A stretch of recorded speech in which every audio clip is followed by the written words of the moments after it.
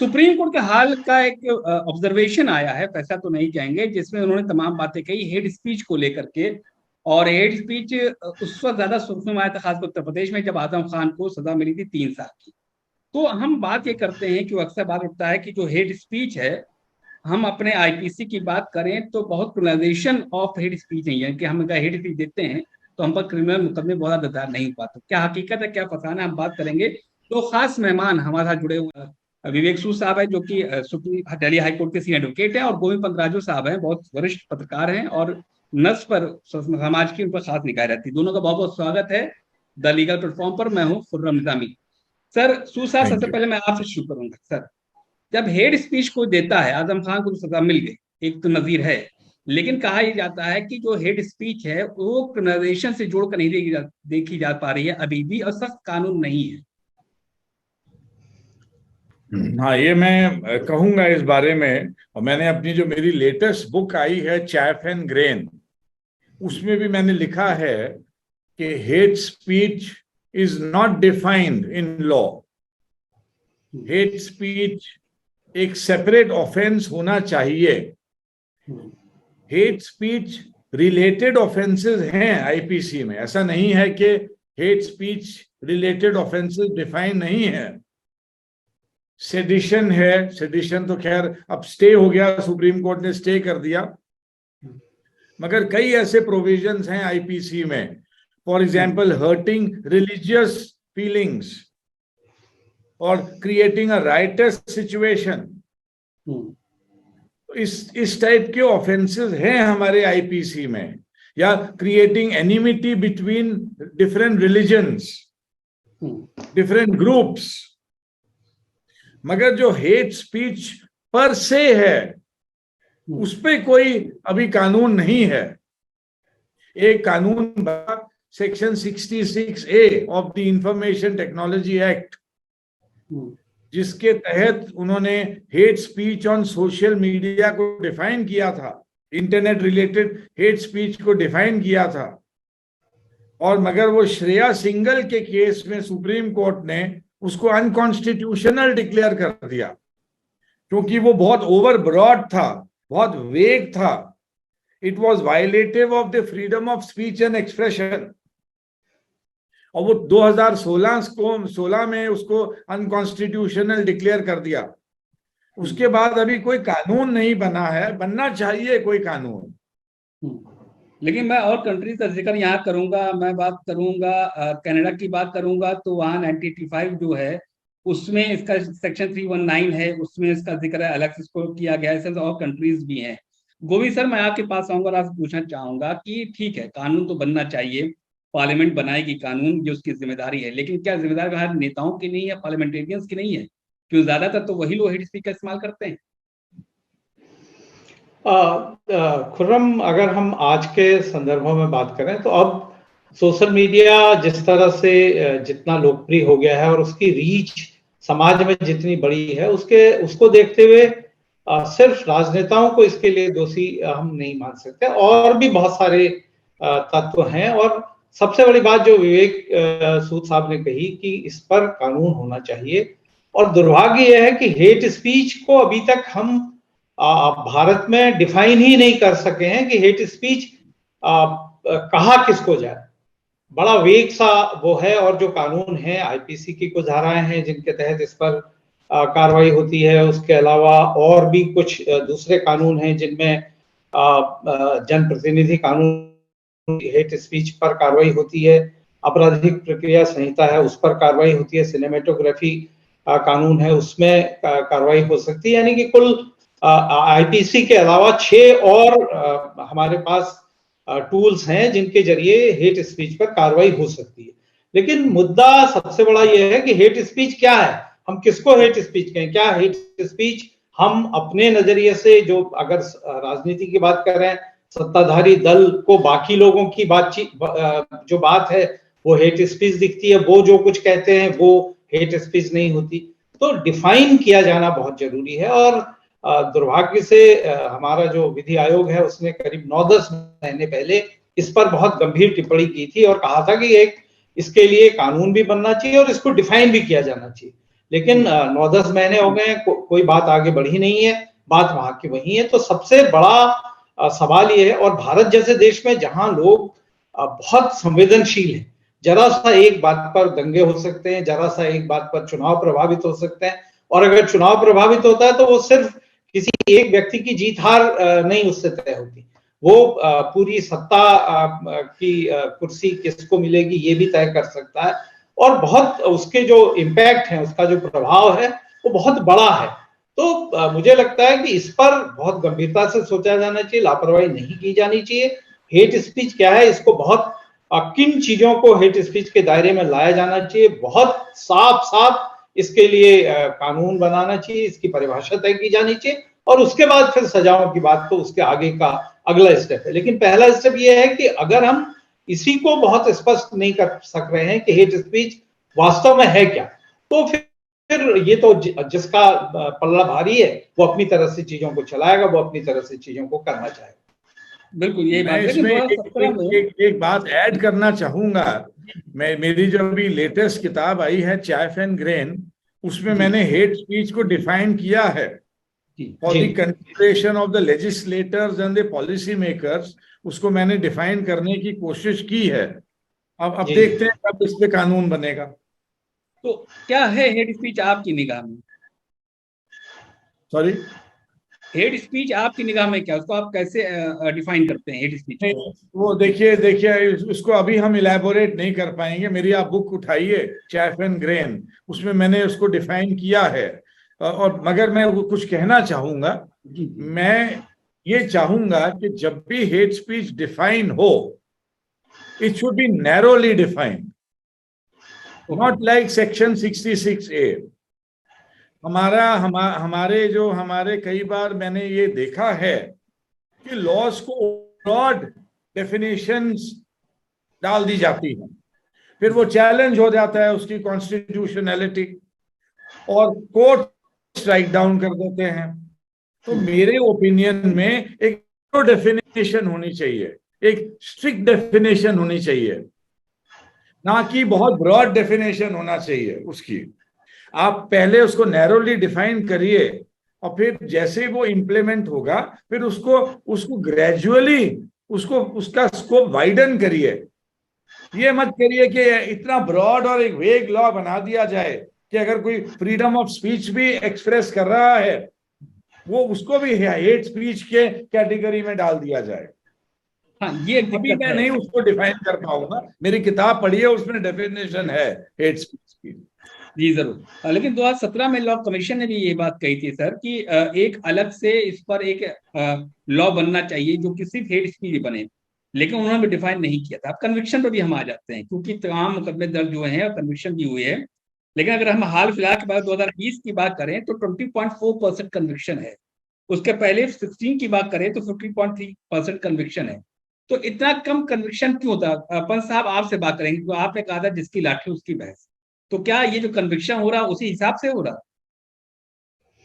नहीं, देखिए जो बात यहाँ पर अभी तक आई है कि आप जब तक उसको प्रॉपर तरीके से डिफाइन नहीं करेंगे हेट स्पीच है क्या, तब तक जो सजाओं की बात है वहां तक बात ही नहीं पहुंचेगी। क्योंकि आपने एक मुकदमा जिस तरह से आपने दर्ज किया, आप सत्ता में हैं, सत्ताधारी दल के इशारे पे है, मुकदमा दर्ज हो गया, अदालत में टिक नहीं पाएगा क्योंकि चीजों को स्पष्ट वहां पर किया नहीं गया है। बहुत गोलमोल किस्म की बात है, गोलमोल तरीके से आरोप लगा है, गोलमोल तरीके से बात कही गई है, और वहां पर साबित करना कि इससे किस समाज को या किसी इलाके को या किसी राजनीतिक दल को या किसी समुदाय को कोई किसी तरह की चोट पहुंची है, किसी के कुछ इस तरह की पैदा हुई, ये साबित करना बहुत मुश्किल काम है। तो इसलिए ये बात तो बिल्कुल सही है कि आप अगर ये चाहते हैं कि ज्यादा से ज्यादा ऐसे मामलों में सजाएं हों, तो पहले आप चीजों को तो स्पष्ट करिए। सजाओं के लिए जो मूल आधार है, अगर आप हेट स्पीच को डिफाइन ही नहीं कर सक रहे ठीक से कि हेट स्पीच है क्या, किस तो फिर सजाएं होने की जो आपने अभी जो आंकड़े दिए कि सजाओं की दर कम है 20% के आसपास है, तो वो रहेगी। उसमें भी जो जरा भी समर्थ है, जो जरा भी प्रभावशाली है, जो जरा भी सही तरीके से अपनी बात को रख सकने में समर्थ है, वो अपने को उससे बचा ले जाएगा। तो निश्चित तौर पर अगर भारत जैसे देश को आप तमाम तरह के संशोधन की बात होती है, तमाम तरह के सुधारों की बात होती है, और अगर हम आज ये मानते हैं कि आज के समाज में कुछ बोले हुए शब्द बहुत बड़े स्तर पर बदलाव कर सकते हैं, बहुत बड़े स्तर पर लोगों के बीच में खाइयां पैदा कर सकते हैं, लोगों के बीच में मतभेद पैदा कर सकते हैं, लोगों के बीच में घृणा पैदा कर सकते हैं, तो ऐसी बात को लोग न कहें, ऐसी बात को लोग न कहकर समाज के बीच में किसी तरह की गलतफहमी या घृणा या नफरत न फैला सकें, तो इसके लिए उन कहने वालों को भी तो पता होना चाहिए कि क्या उन्हें कहना है और क्या कहने के लिए वो अधिकृत नहीं है, या क्या कहने का उनको हमारा कानून अधिकार नहीं देता। तो जब तक ये चीज स्पष्ट नहीं होगी तब तक उसका दुरुपयोग होगा। दुरुपयोग करने वाला जब उस पर कानूनी प्रक्रिया होगी, वो अपने बचाव में तमाम तरह के तर्क देगा, उसको जानकारी नहीं थी, उसने जानबूझ के नहीं किया, उसका ऐसा आशय नहीं था, और तमाम दूसरी तरह की बातें, और अब वो नतीजन यही होगा कि मुकदमे दर्ज होंगे, सजाएं नहीं मिलेंगी, और फिर अगली बार वो व्यक्ति उससे ज्यादा बढ़ चढ़ कर हिस्सा करेगा, उससे ज्यादा बढ़ चढ़ कर लोगों के बीच में नफरत फैलाने का काम करेगा। तो साहब कितनी मैं इसमें कुछ ऐड करना। जी बिल्कुल। क्योंकि हेट स्पीच की डेफिनेशन नहीं है, तो ये जो मुकदमे दर्ज होते हैं, जो FIRs दर्ज होती हैं, मैंने कई बार ऑब्जर्व किया है कि वो कुछ IPC के प्रोविजंस हैं जो अप्लाई नहीं करते, उनको FIR में डाल दिया जाता है। तो कहाँ कोर्ट में सस्टेन करेंगे? वो 153A और कुछ ऐसे प्रोविजंस हैं जो मैंने जिनका जिक्र किया IPC में, तो उनको डाल दिया जाता है, उनको FIR में बंडल कर दिया, फिर वो सस्टेन नहीं करते कोर्ट में। अभी रिसेंटली सुप्रीम कोर्ट ने कुछ मामलों में बोला जहां पे क्लबिंग ऑफ FIRs और केस थे कि भाई ये तो प्रोविजन एप्लीकेबल ही नहीं है इन केसेस में। तो मेरी ओपिनियन में ये डेफिनेशन बहुत जरूरी है, जैसे मेरे कोलीग ने कहा। जी, सुप्रीम कोर्ट ने यह भी कहा था, धर्म के साथ राजनीति लोकतंत्र के लिए खतरा है। जब तक धर्म रहेगा और रानी का कॉकटेल रहेगा तब तक की ऐसी बातें आती रहेगी। मैं कंक्लूडिंग कमेंट चाहूंगा सूद साहब आपसे कि पहली बात तो ये है कि किस तरीके को डिफाइन किया जाए, सबसे बड़ी जरूरत तो यही है कि हेड स्पीच क्या है ये क्लियर किया जाए, और क्या होना चाहिए आपके हिसाब से कानूनी नजर से, मैं ये जानना चाहता हूँ आपसे। मैं समझा नहीं थोड़ा आपका सवाल, तो थोड़ा सा इसको और ये समझना चाहता हूँ आपसे कि कानूनी नजरिए से क्या होना चाहिए अभी, क्योंकि अभी डिफाइन तो है नहीं कि क्या है हेड स्पीच। तो जब तक डिफिनेशन नहीं आती हेड स्पीच की तब तक के लिए क्या होनी चाहिए? और जब तक डेफिनेशन नहीं आती है तो फिर अब ये है कि आप क्रिमिनल केस तो नहीं बना सकते। इस टाइप के मामले जब भी FIRs होंगी, जब भी इस ये मामले होंगे, तो हाई कोर्ट उसको स्टे कर देगा, उसको क्वॉश कर देगा सुप्रीम कोर्ट। तो ये प्रॉब्लम जो है ये आगे चलती रहेगी। अच्छा, इसमें एक और एस्पेक्ट है, हेट स्पीच की डेफिनेशन है नहीं, FIR दर्ज हो जाती है, इनएप्लीकेबल प्रोविजंस में FIR हो जाती है, और आजकल मैंने देखा है कि वो अक्यूज को अरेस्ट भी बहुत जल्दी कर लेते हैं पुलिस। हमारी जो पुलिस है वो भी कॉलोनियल माइंडसेट की है। ये मैं नहीं कह रहा हूं, ये सुप्रीम कोर्ट ने कई बार बोला है कि हमारी जो पुलिस है कॉलोनियल हैंगओवर है, अभी भी ब्रिटिश टाइम से बाहर नहीं निकल पाई हमारी पुलिस, तो ट्रिगर हैप्पी रहती है, अरेस्ट कर लेते हैं, हैरेसमेंट होती है। तो इसमें eventually we are coming back to the same point, please define hate speech. और मैं ये जरूर कहूंगा, हेट स्पीच को डिफाइन करिए, नैरोली डिफाइन करिए, और सेकेंडली चेक्स एंड बैलेंसेस होने चाहिए। ये नहीं कि आपने डिफाइन कर दिया और हमारी जो भोली भाली पुलिस है, जो कॉलोनियल हैंगओवर है, उन पे सब कुछ छोड़ दिया। किन केसेस में अरेस्ट होना चाहिए, नहीं होना चाहिए, बेलेबल ऑफेंस होना चाहिए, नहीं होना चाहिए, एंटिसिपेटरी बेल मिलनी चाहिए या नहीं मिलनी चाहिए, वॉशिंग होनी चाहिए या नहीं होनी चाहिए। तो ये सारे जो हैं, all these things need to be defined. बाकी रिलीजन का बात बोली, रिलीजन हमारे देश में इंपॉर्टेंट है, इंपॉर्टेंट था, इंपॉर्टेंट है, इंपॉर्टेंट रहेगा, और ये फंडामेंटल राइट है under the constitution of India. तो रिलीजियस बातें होंगी, सोशल मीडिया में होंगी ही होंगी। अब वो हेट स्पीच जब होगी तो उसके लिए रिलीजियस रिलेटेड हेट स्पीच पे तो कुछ प्रोविजंस ऑफ लॉ हैं, उनको एक्टिवेट करना चाहिए।